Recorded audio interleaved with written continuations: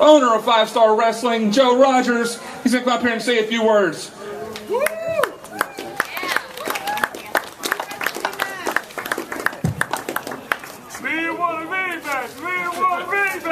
This is the best seat. Cheaters! You missed it, man. Did I? It was funny. The beginning was real funny. Hey, little one. Uh-oh, you don't talk to me. I can't. You're laid back. I'm not talking to you. It's a future demon.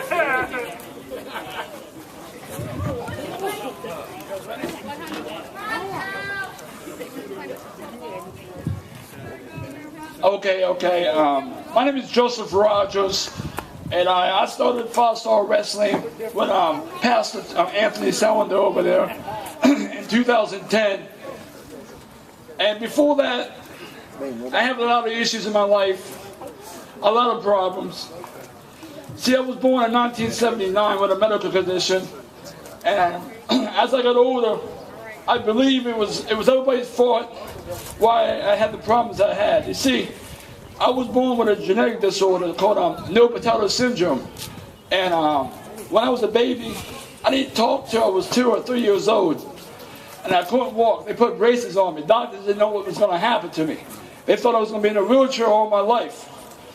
And today I want to tell you guys, the Lord is real. Right. Because in 1979, they didn't have the medical technology they had today. I was mad. I was angry. Why would this put on me? Why would I have to suffer all these issues? My father was never around. My father was the reason why I had the medical condition.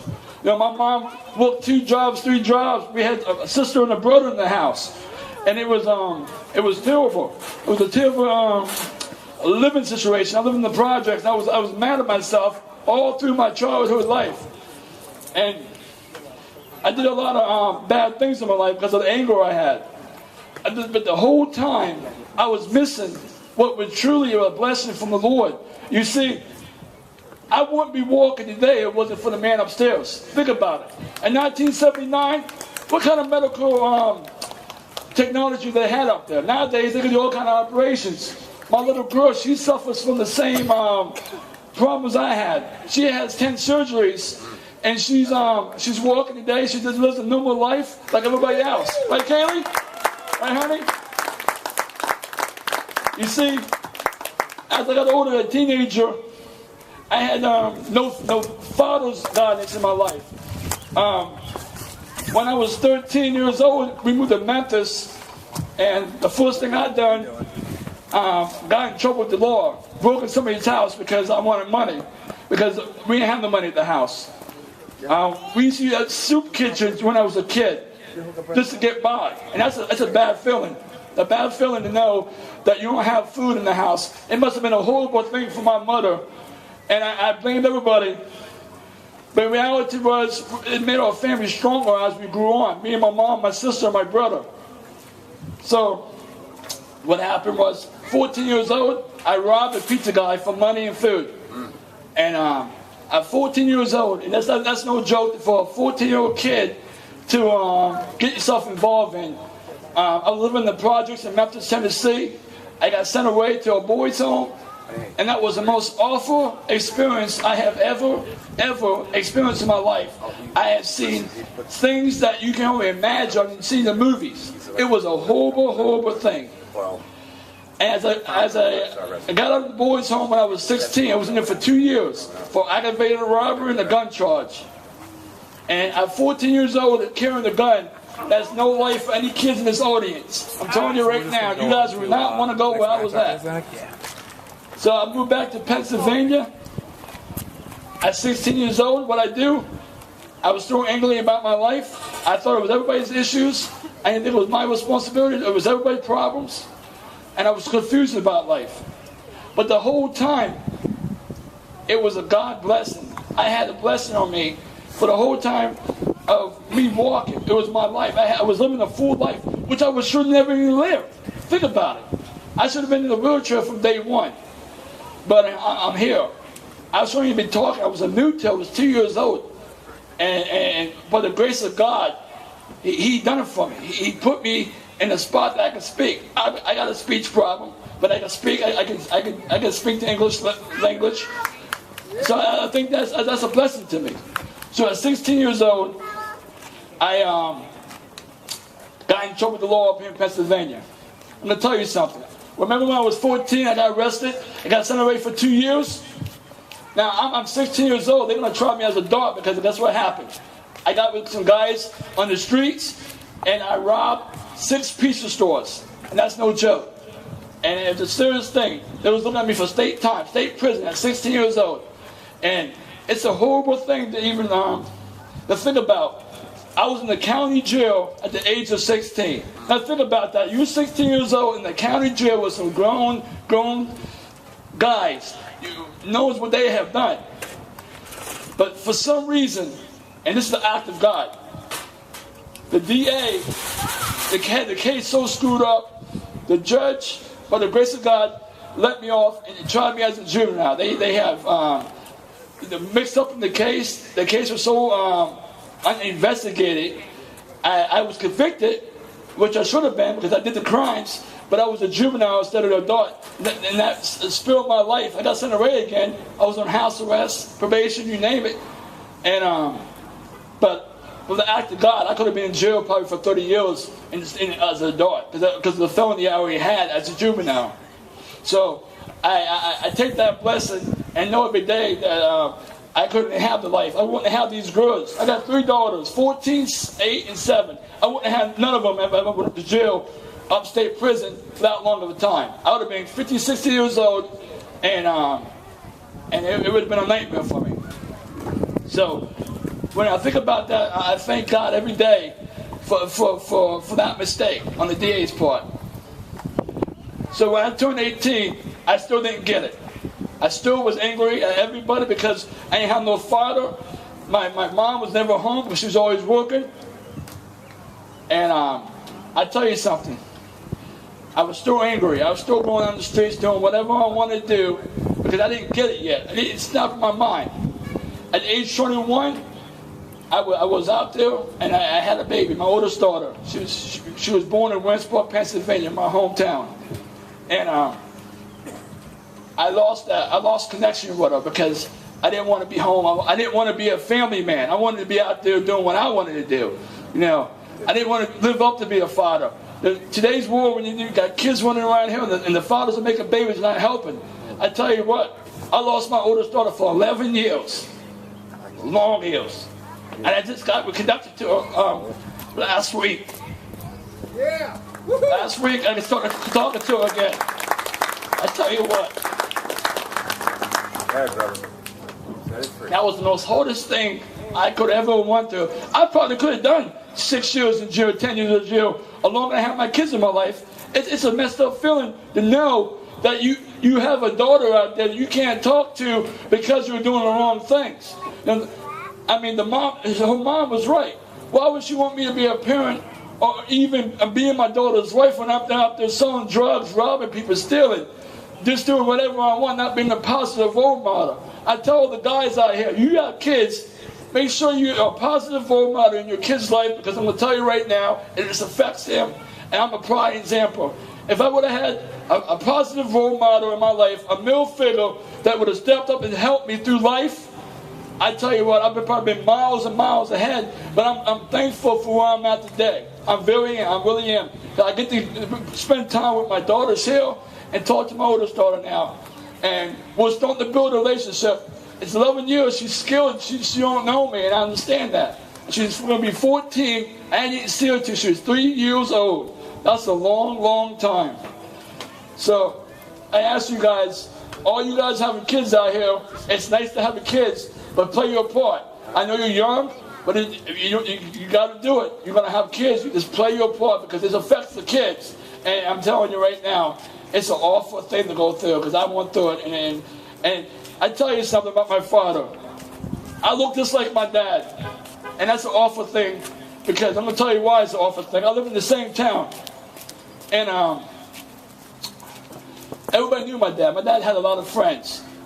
And from a kid standpoint, when everyone knows who your dad is, and they're going through town, and they say, "Hey, little Johnny, what's going on?" My dad was named Johnny. They said, "Hey, little Johnny, what's going on?"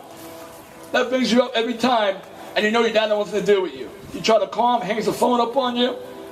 He doesn't know what to do with you. So I tell you, with the bottom of my heart, I'm very serious about that. If you having kids out here, please, please do the right thing and be in their life. Even if you can't support them like you want to financially, just spending time with them is a good thing. Tomorrow's Father's Day. It's a great thing to spend time with your kids, because in the long run, you're going to need them. Because I needed my oldest daughter for a long time. So, where am I here? So, listen, when I started having kids, when I left the kid's mom, I left her, and I was 27 years old, and I'm 25 years old. I met these kids' mom, and moved to Butler, Pennsylvania. I still wasn't correct. I still didn't have the mindset. I started figuring out where I was at in life. I didn't want to be in life. I got fines, thousands and thousands and thousands of dollars that I'm still paying on today. I probably won't have paid off till I'm 60 years old. Well, all that money I had paid to the states and fines, I probably could have had a couple houses. And this is real stories. And it's a shameful thing, but I'm here to share my story with you guys. When I started having Savannah, I was in jail when Savannah was pregnant. I didn't find out Savannah was pregnant. Her mom was pregnant with Savannah till I was in jail for 6 months. And she had to write me a letter. I was 5 hours away, and I didn't know nothing about her. She had to write me a letter. Hopefully I got it, because you know how the jail guys are. They throw the letters away. They don't give a crap about you. They're just doing their job. So, and I found out she was pregnant. Right there and then, I knew I was going to have 2 kids, and the lifestyle I was living was not the lifestyle I wanted. I promised myself, I told myself when I got out of jail, I was going to be somebody different. I was going to take a stand and make a change. Now listen, anybody can make a change. I don't care how young, how old, or what you're doing in life. It's easy to make a change. It's time to make a stand. When I say that, the drugs, the alcohol is not the place to be. I'm telling you right now. I have done it all. I sold, I drank, I did whatever it took just to have fun. I thought it was fun, but it's not fun. You're just trying to cover up your pain. The pain that you have inside, the issues you hide inside. Because my issue was, I had no father. Nobody wanted me, I thought. I thought nobody wanted me in my life. But as soon as I started having kids, the second and third kid, that's where they woke me up. Because I knew I would have had kids. 3 kids with no father. And I knew how my father was. It was like a light bulb went off my head. I said, I can't do this with 3 kids. And it was too late at that point to get my oldest daughter back at that time, because there was too much damage. I did too much wrong to her mom. I did too much hateful things to my daughter. I mean, it's a tough thing to know that your daddy moved out across state, because my oldest daughter lives in Georgia. And I left the state of Georgia at age 22 because I thought it was the right thing to do, because my father did the same thing. But when I started having kids, I got out of jail when I was 28 years old, and I knew I had to make a change. I knew I had to do something different. I couldn't go back to being the guy I used to be, the hateful guy. So what I did was, I looked into the Bible. And I started reading the Bible, and it's a true story here. My kid's mom said, we're going to start going to church. If you want to change, I'm going to be by your side. See, the damage was already done with me and the kid's mom here. I had done too many wrong things to her, but she helped me through the stuff. She guided me through the pain and suffering I went through. And today, I know God's in my life.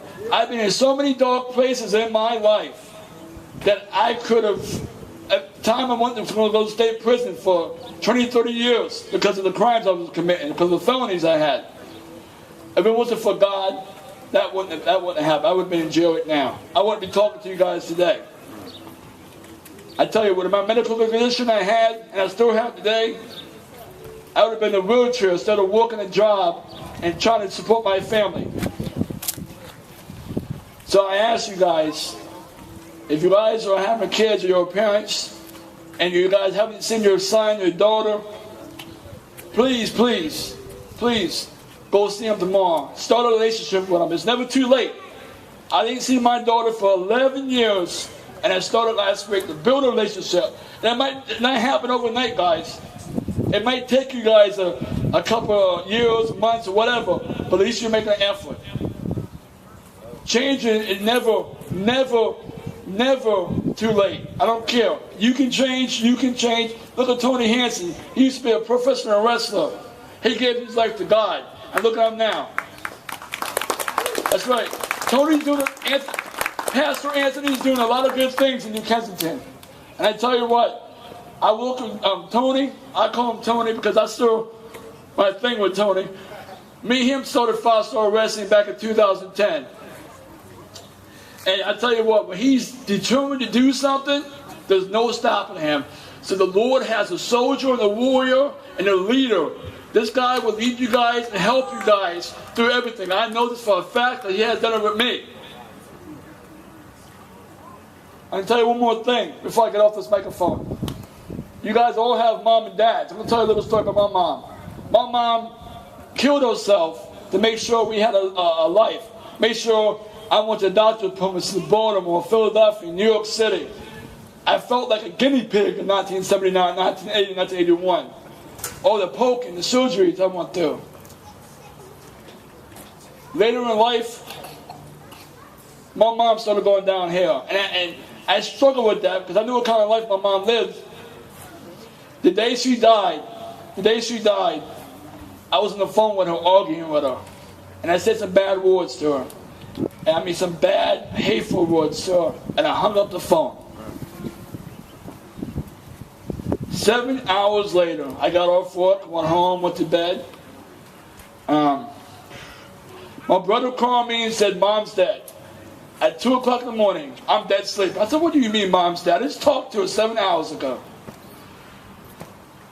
She had 7 cardiac arrests in the world. That's 7 of them. Just imagine one what it does to your body. 7 of them. And there was no returning. I drove back to my hometown, and they was holding her on because I was a power of attorney. She made me the power of attorney on her things. And the story what I'm trying to get at, you never forget the small things. Always cherish your parents because you'll never know what's going to happen. So, ending this, don't forget your kids, don't forget your parents because you guys need each other. Family is more important than anything. Family is more important than your friends or anything on these streets. And for that, I say I'm Joe Rogers, and that's my story.